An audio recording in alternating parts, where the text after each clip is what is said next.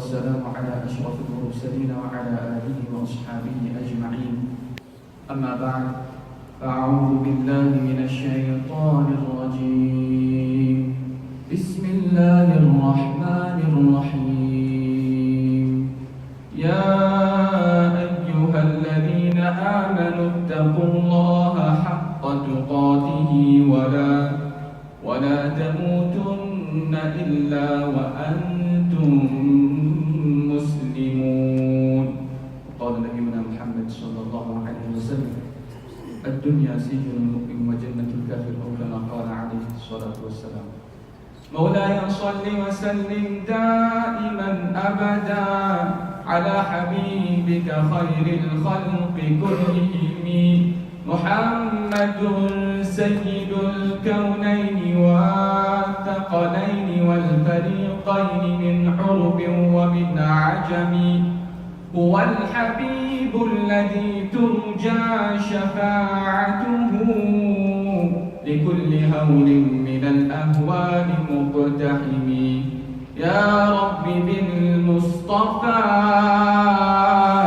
بلغ مقاصدنا واغفر لنا ما مضى يا واسع الكرم. لا إله إلا أنت سبحانك إني كنت من الظالمين. سبحانك لا علم لنا إلا ما علمتنا إنك أنت العليم الحكيم. فيا رب اشرح لي صدري ويسر لي أمري واحلل عقدة من لساني. اللهم آمين. السلام عليكم ورحمة الله وبركاته. All praise belongs to our kind, magnificent, most merciful, just, Kareem, Rahim, loving Allah. May His choicest blessings descend upon Muhammadur Rasulullah sallallahu alaihi wasallam. And we pray that Allah subhanahu wa ta'ala forgive us for all of our shortcomings. Allahumma ameen, ya Rabbal Alameen. Allah subhanahu wa ta'ala, He draws the attention of His creation, humanity and jinn, that understand, I will explain to you what this world is all about. And He says, i'lamu, note that the life of this world,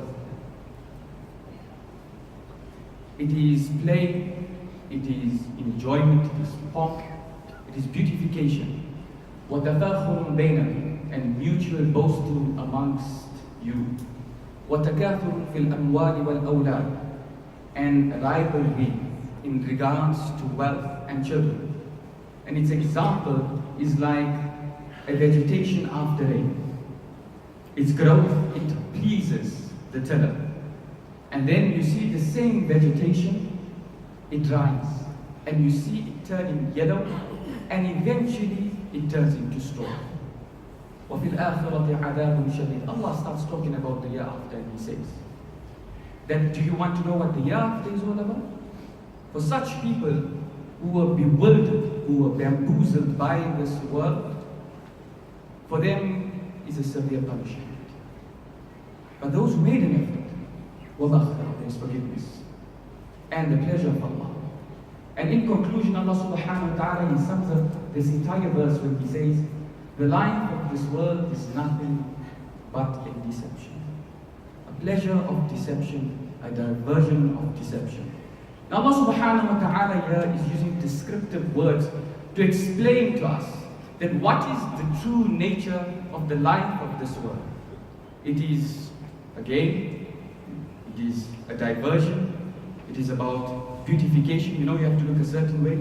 You know, your watch, your shirt, mashallah, your shoes, your car, everything, even the wife, the way she dresses, even the wife, the way she wants a husband. There's nothing wrong with beauty, but understand, when this beauty leads to the next one, mutual boasting, hey you, mashallah, you know, today you're the man, yes I'm the man, you feel it in your heart, and you start complimenting one another for all of that which Allah has blessed you with, or might be the skills that you have, or might even be the good deeds that you do, and you start, as we would say, giving each other big heads.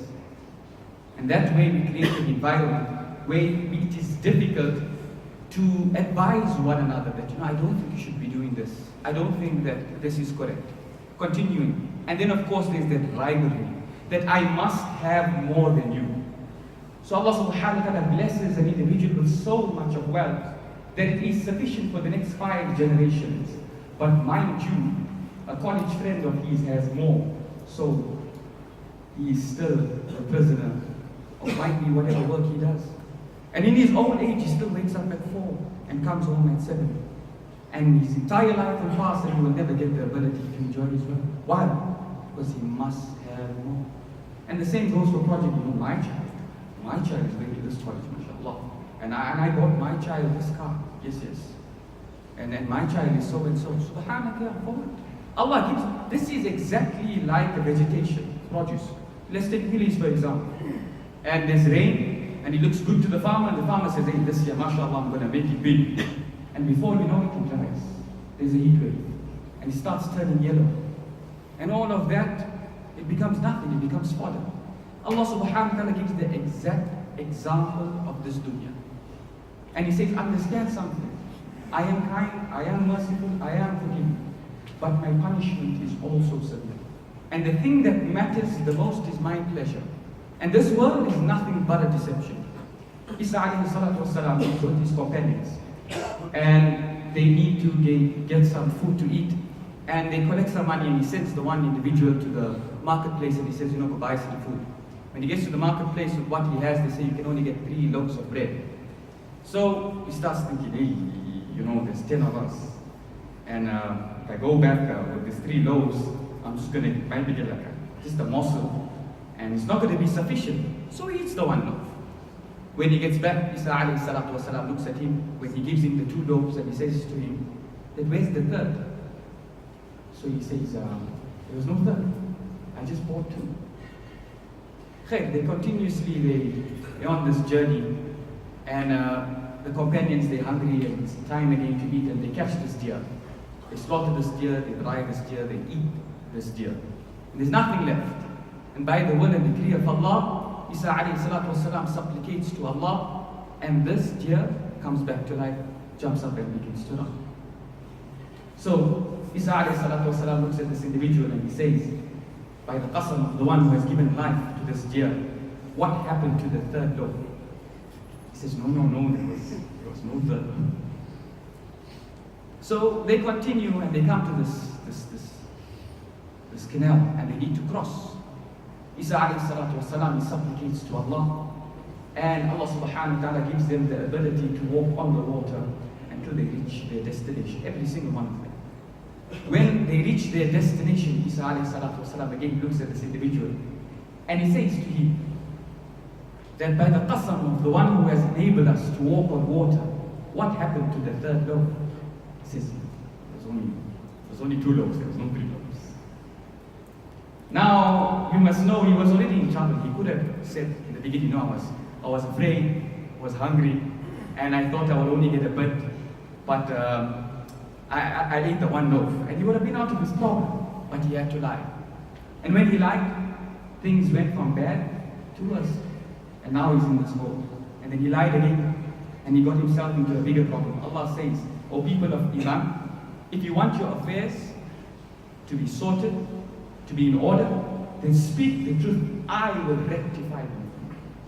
Now this man is in so much of trouble. Eventually, Isa alayhi salatu wasalam, he gathers 3 piles of dirt. And again he supplicates to Allah, and this dirt turns into gold. And he looks at this individual and he says, one is for us, one is for you, and the other is for the one who ate the 3rd loaf. So he says, I ate the 3rd loaf, I ate it. So Isa alayhi salatu wasalam says, you can have it all, but you will not be following us anymore, and you will not remain in our company. But this man is thinking to himself, I got it, I've got a fortune now, what do I need? That facade. But he got himself into a trouble. At some point he must have had genuine intention to follow Isa alayhi salatu wasalam, but his lies and his greed, he just got the better of him. And now he's sitting with all of this wealth, and yet 3 thieves, they come past. And you know what happens next? They murdered the man, they took the gold. So he never even got to enjoy that wealth. Now the 3 of them, they sit together, they say to the one, we're a bit hungry, we haven't also eaten, why don't you go get some food for us? Now the one is going to the bazaar and he's thinking to himself, hey, when I get back, these 2 guys, they're going to take me out. I need to make a plan. And these 2 guys, they're thinking, we need to take him out and then we will split his portion between us. So when he gets to the marketplace, he poisons the food. When he returns, on the spot they murder. Now they are hungry, and they eat the food, and they die. After some time, Isa alayhi salatu wasalam and his companions, they come past, and they see this gold sitting. And Isa alayhi salatu wasalam, he says to his companions, this is this world, nothing but a deception. Isa alayhi salatu wasalam, he advises his companions that live in this world as though you are crossing a bridge from one point to the next. And anyone who is crossing a bridge midway through, mind you, I'm talking about the example from back then, you're not going to set up camp or house or build an entire life on a bridge. People will say you are crazy. There's something wrong with you. Really, they would.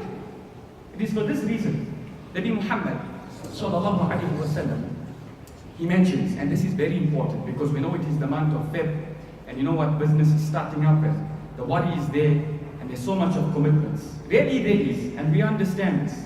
But Nabi Muhammad sallallahu alaihi wasallam was rahmatul lil alamin, was a mercy for the entire universe.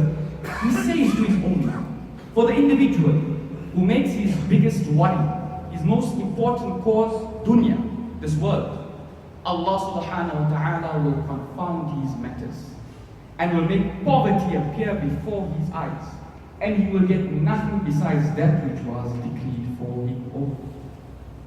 Whilst the other individual makes his akhirah the most important matter, Allah subhanahu wa ta'ala will resolve the matters of that individual, give that individual contentment, and the world will follow that individual, but that individual will not want the world. Subhanallah. Umar ibn Abdul Aziz, he says it beautifully. Muhammad sallallahu alayhi wa sallam says the individual who takes care of his akhirah, Allah will take care of his worldly affairs. And the individual who takes care of his private affairs, Allah will take care of his public affairs. Abdullah ibn Umar, one day Nabi Muhammad sallallahu alayhi wa sallam catches him and advises him. He says to him, oh my boy, this is the son of Umar radiallahu anhu, كن في الدنيا كأنك غريب أو عابر سبيل.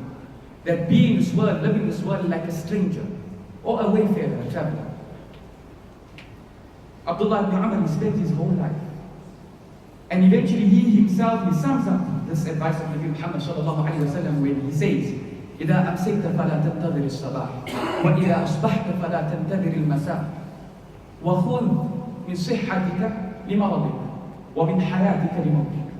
That when you see the morning, when you live when you see the night, there's no guarantee that you will see the morning. And when you live in the morning throughout the day, there is no guarantee that you will see the evening. Live your life, take advantage of your health before sickness and your life before death. Nabi Muhammad sallallahu alayhi wa sallam here is saying, stranger, understand what this means. You need to understand that Adam alayhi salatu wa sallam, where did he come from? He did not come from this place. Rather, Allah subhanahu wa ta'ala said to Adam alayhi salatu wa salam, because of the animosity and prejudice of shaitan, our enemy. So this place is a strange place for us. We are strangers here. Home is there. Our heart is there. Enjoyment, eternal enjoyment is there. No troubles, no worries. ما لا عين رأت ولا أذن سمعت ولا خطر على قلب بشر. You cannot even fathom what is there. But that is home. That is where the heart is. It's not here. That is how you live like a stranger. That is why you will do absolutely everything that will benefit you in preparing to return home. Or might be you want to take it one step. Our deen is so beautiful. It is the full experience that you do absolutely everything. You have your family, you have your work, you do your sport, whatever it is. But your heart, your mind, your body, sincerely, all of your actions is for that place. And you live with people in that manner. A believer amongst non-believers is a stranger. And a person who submits amongst the believers is not like a person who just believes. And a person who is a muhsin is not like a Muslim. A person who does absolutely everything, every breath they take is goodness and ihsan for humanity, for the creation, for Allah. There's different levels of being a stranger. I have very limited time. I will try and go through this as fast as possible. Might be you would like to take a different approach. That you would like to be like a traveler. You take even less on this world. just enough to get you to your destination. But your contribution is the same like the stranger, but it's in your own personal space. And you do your thing until you reach your Allah. This is the advice Nabi Muhammad sallallahu alaihi wasallam gives the Sahaba radiallahu anhu. And really we need to understand. Abu Musa al-Ashari, he narrated Nabi Muhammad sallallahu alaihi wasallam mentioned that whoever gives preference to their worldly affairs, they harm their akhirah. And whoever gives preference to their akhirah will harm their worldly affairs. But if you are intelligent, you will give preference to that which is never ending. We understand. Allah said that it has been beautified for humanity, the love of their desires from women and children, and heaped up sums of gold and silver wealth, and cars, branded horses, cattle, and produce, everything that enables you to have some influence and power and security. Allah has beautified that for you, but He says, ذَلِكَ مَتَاعُ الْحَيَاةِ الدُّنْيَا. That is the enjoyment and pleasure of this worldly life. وَاللَّهُ عِنْدَهُ حُسْنُ الْمَآبِ. What is by Allah is excellence. Everyone, sometimes you have money, no time. Sometimes you have both, no health. Sometimes you have health, no money. There's always something going on. That's life. There's some trouble. Nothing is perfect. Only by Allah there is perfection. So what for that? Why not? You know, the days they distort the weeks, and the weeks they distort the months, and the months they distort the years, and the years they distort the age. So how will you find contentment in life? You will find contentment in life when you fulfill your purpose, which allows you to reach your destination. And your life will lead you to your death, and when you meet your Allah will be pleased with you. One Sahabi comes to Nabi Muhammad sallallahu alaihi wasallam, he says, I would like to build a fence around my home, but my neighbor refuses because of his tree that is in the way. Can you please intercede on my behalf? Nabi Muhammad sallallahu alaihi wasallam says, please, can you remove this tree for this individual? He says, no. He says, if you remove this tree, there will be a place for you in Jannah, and a tree in Jannah. He says, it is my haqq or not. Sahaba radiallahu anhum, they get excited. And they hear this and they say, is it only for him? Or for us as well? Say, no, for anyone. Abu Dahda, he goes running to this individual. And he says to him, you know my garden. I've got 300 trees. I will give you my entire garden for that one tree. He looks at him and says, are you insane? Something wrong with you? He says, no, no. What Nabi Muhammad sallallahu alayhi wa sallam has offered is far better than whatever I have. He says, fine, have the tree. Take it, go for it. And now this individual has all 300 trees. Abu Dahda comes running home. Today I made it. We made it today. You know, when you come home and you tell your wife, today I closed the deal, mashallah, I was just thinking, or Dubai, mashallah, good holidays, shopping, you know. He's telling his wife, I did it today, we did it. She gets excited. Dahda, she says, what did you do? And he tells her that I exchanged all of our wealth for what Nabi Muhammad sallallahu alaihi wasallam has offered. Do you know what her reply is? Allahu Akbar!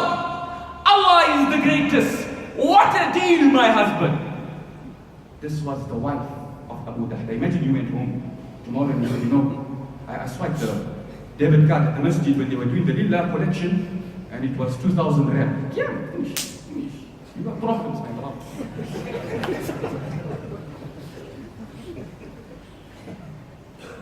But do you know whose problem it is? It is yours first.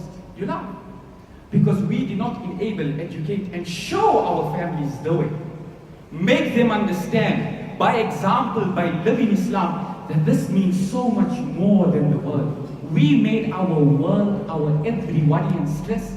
And when we are stressed out, we stress them out, and they thinking, oh no, something went wrong at work, this man is going to eat my head up. And this is why there is this problem and importance that the women and the families that we are given to dunya, we have to lead by example. Anyways, his children are there, he's telling them, Pat, we're going. They've got dates in their hands. He says, did you pick up these dates before or after I came? They said, after you came. He says, my children, it is not ours. Removes it from their hands. Tell them what Nabi Muhammad sallallahu alaihi wasallam has promised. Educates his children do not cry.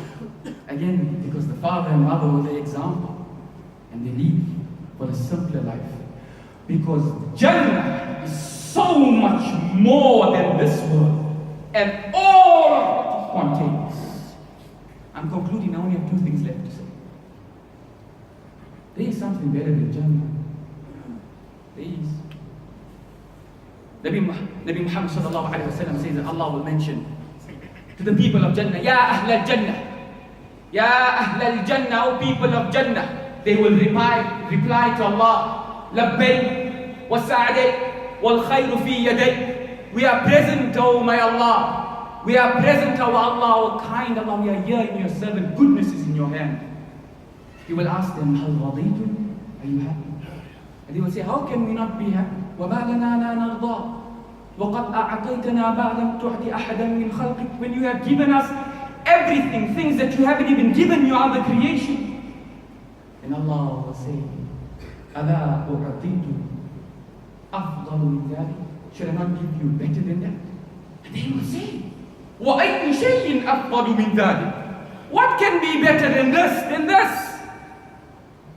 Allah will say, أحل عليكم رضائي فلا أسقط عليكم بعده أبدا. I will be pleased with you eternally, and I will never ever be displeased with you thereafter. Allah Himself mentions in the Kitab, in His Kalam, وَرِضْوَانٌ مِّنَ اللَّهِ أَكْبَرُ, that the pleasure of Allah is the greatest achievement, greater than Jannah, because Allah made Jannah. So why run after this world? الدنيا دار من لا دار له. This world is the home, the objective of the one who has no home in the year after. وَمَالٌ مَنْ لَا مَالَ لَهُ. The wealth of this dunya is for the one who has no wealth in the year after. وَلَهَا يَجْمَعُ مَنْ لَا عَقْلَ لَهُ. And the one who accumulates it has no intelligence. My Nabi Muhammad sallallahu alayhi wa sallam says, love your life, do your bit, keep it simple, live within your means. You will find your affairs will be resolved. It is because we want more, we want to be better, that we have problems. Allah give me the ability to practice on what has been said. Amen. Say amen. And every single one of us, say amen. And give us the realization, say amen. And unite us, say amen. And allow us to support one another, say amen. In business as well, say amen. To network, say amen. Why? Because we are brothers, say amen. We are not there at the convenience and disposal for the other, that you utilize your brother, you steal and you maim, and you come stand in the masjid, Allahu Akbar. Your salah is there to make you a better human being. I say this all the time. I have passed my 2 things. Allah give us tawfiq wa